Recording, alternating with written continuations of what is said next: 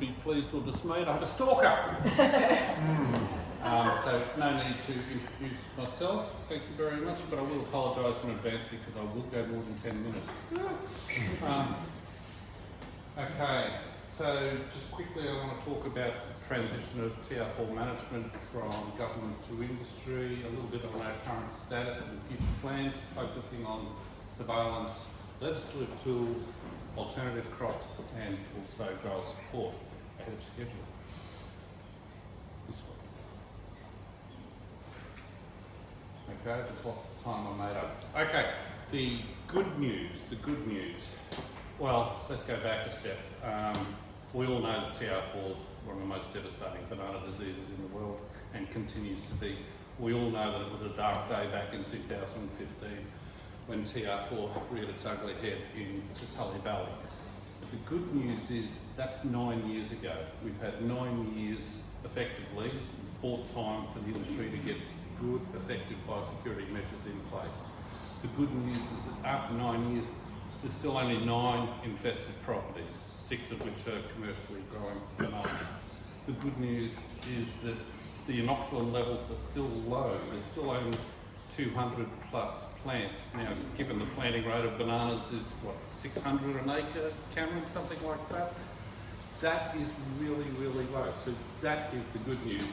I also want to focus or draw your attention to, this is stats from 12 months ago, 14 months ago, because, and this is one of the frustrations of transition, data sharing and information between government and ABGC, because not everyone signed informed consent. I can't get the current numbers of infested plants. However, talking with infested growers, I know it's 234, 235, but it's still low, which is the key point, not my win. Okay, and so that was the good news. Now the bad news. 3 slides. Transition hasn't occurred as expected. We thought we would be able to pick up the surveillance program that BQ had in place and run with it. I thought the biggest challenge would be squeezing a $3.2 million budget into 1.6. That was the least of our problems. In a nutshell, we've been crippled by information privacy and data sharing restrictions from the government, which has led to an informed consent process, which basically changed a mandatory surveillance program that everyone was happy to be part of into an opt-in system where people had that choice and voted with their feet. So currently surveillance is on pause. We had 2 of our 3 surveillance officers resign just before Easter, and at that point in time there was only a small number of farms that had not had surveillance at least once, and so there was no justification to enlist new workers at that point in time until we sorted out this mess. So just at the bottom, I've got the current status is 20% of growers have returned this informed consent legal letter from BQ, and that equals roughly 25% of banana land. So what happened, Geoff? Why did it go wrong? Well, it's complicated. But in a nutshell, in the months leading up to transition, ABGC determined we had liability exposure. The best way to protect our workers and the organisation, therefore, is through authorisation under the Biosecurity Act, just as government officials have. And that basically protects people from litigation just for doing their job. However, if they're negligent, all bets are off, so that seems fair enough. But the unintended consequences were this complications with information privacy and data, which resulted in informed consent and an opt-in model of surveillance. That's an extreme simplification. Righto, Geoff, what are we doing about it? Well, we're working hard. There's been a change at the top in BQ in the last bit more than 6 months, and that's led to reviewing some of these decisions, conditions, restrictions that have been in place for the last 12 months. So we're starting again in reviewing things with the hope, the expectation of moving forward, of restarting surveillance with a new system and not an opt-in system. We're reviewing the regulations, the legislative tools that are in place, with a view to some relaxing of those restrictions that are in place for infested property owners, knowing that they have borne the brunt, have borne the cost of managing this disease for the benefit of the industry. And of course we're working on what support, what services ABGC can do to assist growers in that TR4 space. So first amongst those, surveillance. Why do we do surveillance? Because you guys told us you wanted it. And because we know the success of Australia is largely due to early detection, early removal of infested plants. So we want to look to restart that. We're re-examining whether we can do that without the informed consent process. That's all around information sharing. Maybe you guys have given us your information, so we're re-examining if we can do that without the current difficult process that's in place. We do, of course, understand that there's many reasons why people have opted out of that data sharing and therefore surveillance.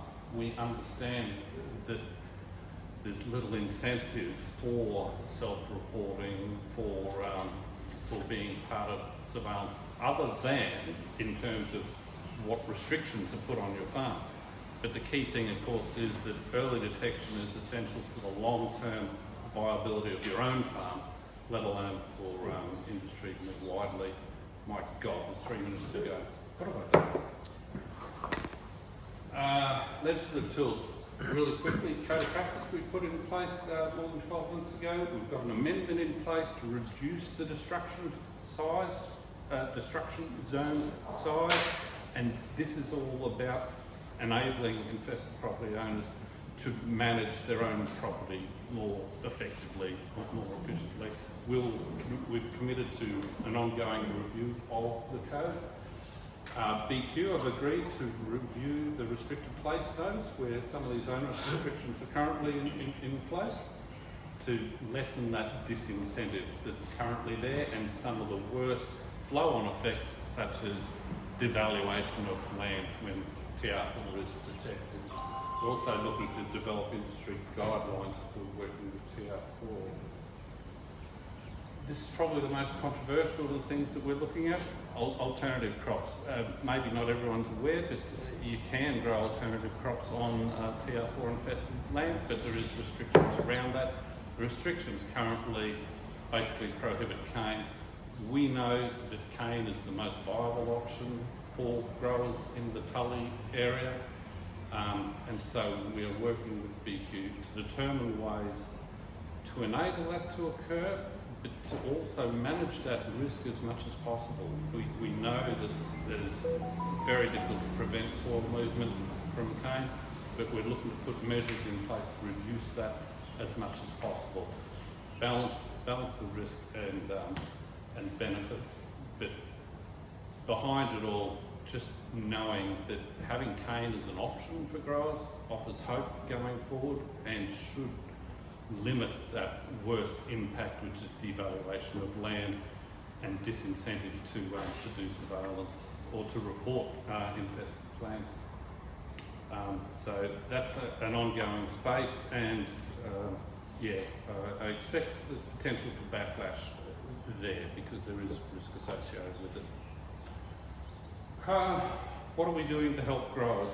Currently, the infested property growers, they know they're doing their self-managing. It's really what we can do for those as the disease inevitably spreads, those new unfortunate growers that become infested, what we can do to help manage the farm, to get them back up and operating as soon as possible, to meet the requirements of BQ. But there's also things we can do with those guys that are infested, help with biosecurity advice, help with recognise the symptoms of disease, for example, because picking it up early is the key. But also, if you have other suggestions of what support you would like from ABGC, I'm all ears at all hours. Neil. So just really quickly, BQ do have an ongoing role. They continue to be the ones responsible for issuing the notices. As long as notices are in place, they're the ones responsible for compliance and enforcement, to make sure, checking that growers with TR4 are meeting their requirements. We can offer advice to help get them to the level, but it's BQ that do that next step. They also follow up with public inquiries, reports, sick plans, etc. Take-home messages, and only just over time. Early detection, I think I banged on about that, and you all know it. Re-emphasising that we acknowledge that it's the infested property owners that have borne the brunt, and we want to do something about that.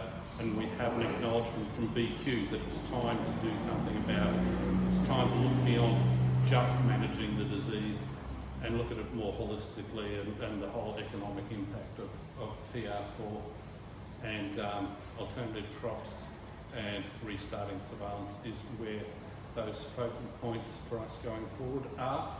And of course, the biggest take-home message is we're here to help. We want to support you guys. So let's do it together. Thank you very much.